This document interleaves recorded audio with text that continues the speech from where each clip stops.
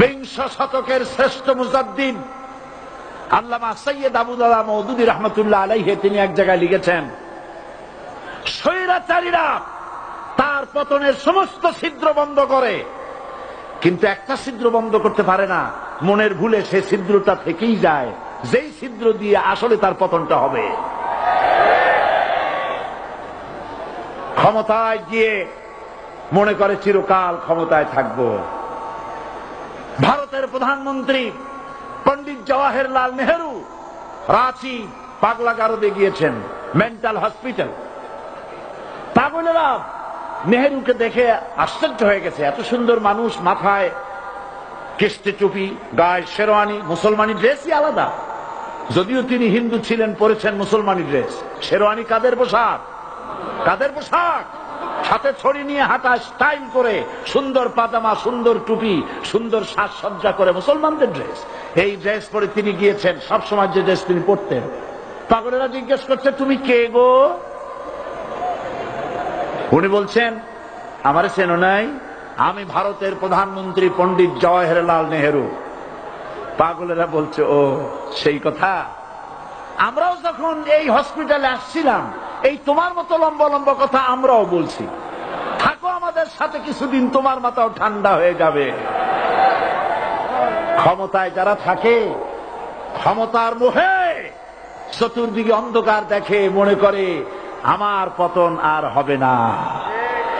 কিন্তু তোমাকে বুঝিবে যে গোকুলে বাড়ি শেষে। গাড়ির চাকা সব সময় উপরে থাকে না, গাড়ির চাকা সব সময় উপরে থাকলে গাড়ি তো চলবেই না। গাড়ির চাকা ঘোরে বলেই তো গাড়ি চলে। সুতরাং এই উপরে তোমার চাকা উপরে এখন আছে বলে, তোমার দলের চাকা উপরে আছে বলে যারা মানুষের উপরে জুলুম করছো, আলেমদেরকে ধরতেছো, মুসল্লিদেরকে ধরে ধরে জেলে ঢুকাচ্ছ, সময় আসবে এমন ইন্দুরের গর্ত অপমানা ফেলাবার জন্য।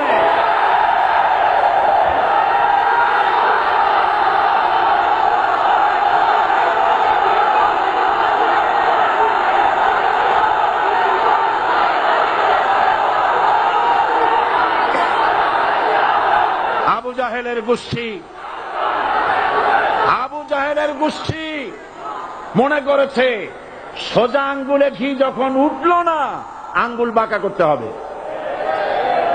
শুরু হয়ে গেল অত্যাচার, শুরু হয়েছে না? হযরত সুমাইয়া রাদিয়াল্লাহু তাআলা আনহা কি নির্মম ভাবে, নিষ্ঠুর ভাবে তাকে শহীদ করা হলো।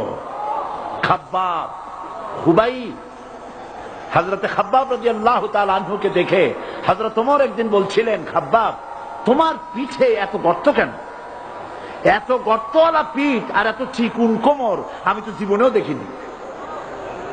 হযরত খাব্বাব বলেছেন, ওমর জানো না, ইসলাম কবুল করার অপরাধে, কালেমা পড়ার অপরাধে কাফির বেঈমানেরা আমাকে মারধর করেছে। যখন আমি তাদের মারে কালেমা ছাড়ি নাই, তখন আগুন জ্বালায়া আগুনের আংটার উপরে, আংটা আগুনের উপরে আমাকে চিৎ করে শোয়ায়া, আমি যেন নড়াচড়া করতে না পারি সেজন্য আমার বুকের উপরে পাথর চাপা দিয়ে রেখেছে। আগুনে গোশত পুড়ে পুড়ে আগুন ভিতরে ঢুকেছে, গায়ের রক্ত আর চর্বি গলে গলে পড়ে আগুনগুলো নিবেছে। ওই পিঠে যে গর্ত হয়েছে আজও পর্যন্ত সেই গর্ত মিটে যায় নাই। হযরত খাব্বাব রাদিয়াল্লাহু তাআলা আনহু বলছেন, বুখারী শরীফে হাদিসে ভাবে এসেছে, ওয়ান খাব্বাব বিন আরিত রাদিয়াল্লাহু তাআলা আনহু আন্নাহু ক্বাল শাকাউনা ইলা রাসূলিল্লাহ সাল্লাল্লাহু আলাইহি ওয়াসাল্লাম ওয়া হুয়া মুতাওয়াসসাদুন বুরদাতুন লাহু ফি জিল্লিল কাবা। আমি গেলাম রাসূলুল্লাহর কাছে, যে দেখি হুজুর বাইতুল্লাহ শরীফের ছায়ায় আরাম ফরমাচ্ছেন। আমি কাছে গিয়া বললাম, আলা তাস্তানসিরু লানা আলা তাদউ লানা ইয়া রাসূলুল্লাহ, হে রাসূল আপনি কি আমাদের জন্য দোয়া করবেন না? আপনি কি আমাদের জন্য আল্লাহর কাছে সাহায্য প্রার্থনা করবেন না? মার খেয়ে খেয়ে তো শেষ হয়ে গেল। শুনতেছেন আপনারা? আল্লাহর নবী উঠে বসলেন, বললেন, খাব্বাব শোনো, তোমাদের আগে যারা এই পৃথিবীতে এসেছিলেন দ্বীনের দাওয়াত দেওয়ার জন্য, সমকালীন রাষ্ট্র শক্তি তাদেরকে ধরত, ফায়ুখাজুর রাজুলু ফায়ুহফারু লাহু ফিল আরদ, তার জন্য তারে ধরে নিয়া মাটির মধ্যে গর্ত করত, ফায়ুজআলু ফিহা, এরপরে সেই গর্তের ভিতরে তাকে কোমর পর্যন্ত গেড়ে দিত।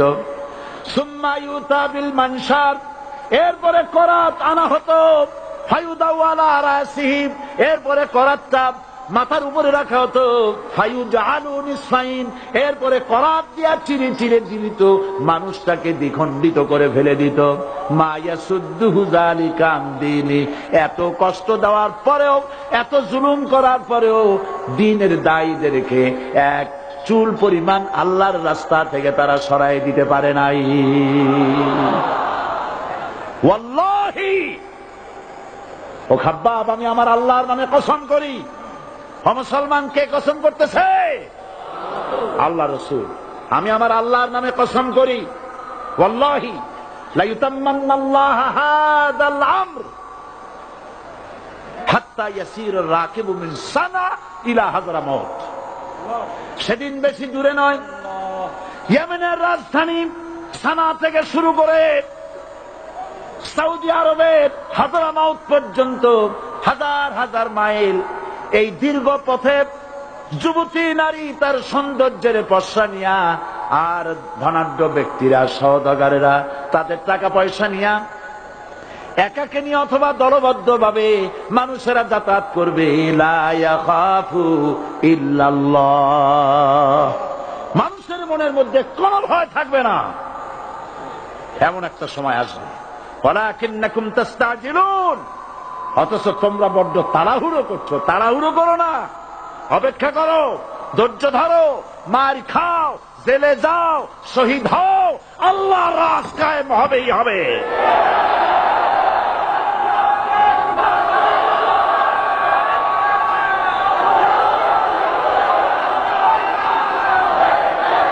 বিল্ডিং থেকে শিক্ষা গ্রহণ করুন, বিল্ডিং, ইমারত, দালান থেকে শিক্ষা গ্রহণ করুন। এই যে একটা দালান আছে না পাশে, দেখতে পাচ্ছেন? এই দালান কি দিয়ে তৈরি করা হয়েছে বলেন? ইট। সমস্ত ইটেরা যদি ধর্মঘট করত, আমরা কেউ মাটির তলায় যাব না, কেউ আমরা আগুনে পুড়ে ঝামা হব না, পিক হব না, কেউ আমরা টুকরা টুকরা হব না, সবাই থাকবো উপরে উপরে, তাহলে কি দালান হইতো নাকি? এই বিল্ডিং নির্মাণ করতে গিয়া ইটের যে স্যাক্রিফাইস, হাজার হাজার ইটকে পিক হতে হয়েছে, পুড়ে যেতে হয়েছে, খোয়া হতে হয়েছে, ভেঙে টুকরা টুকরা হয়ে 50 ফিট মাটির নিচে যেতে হয়েছে, তারপরে ইমারত গঠন হয়েছে, সুন্দর দালান তৈরি হয়েছে। যারা ইসলামী শাসন চান, আল্লাহর দ্বীনকে বিজয়ী দেখতে চান, তাদেরকে অসংখ্য মানুষকে পোড়াইটের মতো জেলখানায় পুড়ে পুড়ে মরতে হবে, অসংখ্য মানুষকে ফাঁসির কাস্তে ঝুলতে হবে, গায়ের রক্ত দিতে হবে, শহীদ হতে হবে, তারপরে ইসলামের ইমারতটা কায়েম হয়ে যাবে। শায়ের, কবি কি সুন্দর করে বলছেন, কবি সুন্দর করে বলছেন, ये शहादत गाहे उल्फत में कदम रखना, ये शहादत गाहे उल्फत में कदम रखना, लोग समझते हैं आसा है मुसलमान होना। মানুষেরা মনে করে মুসলমান হওয়া খুব সহজ জিনিস। না, মুসলমান হওয়ার অর্থ হলো শাহাদাতের ঈদগাহে শামিল হয়ে যাওয়া।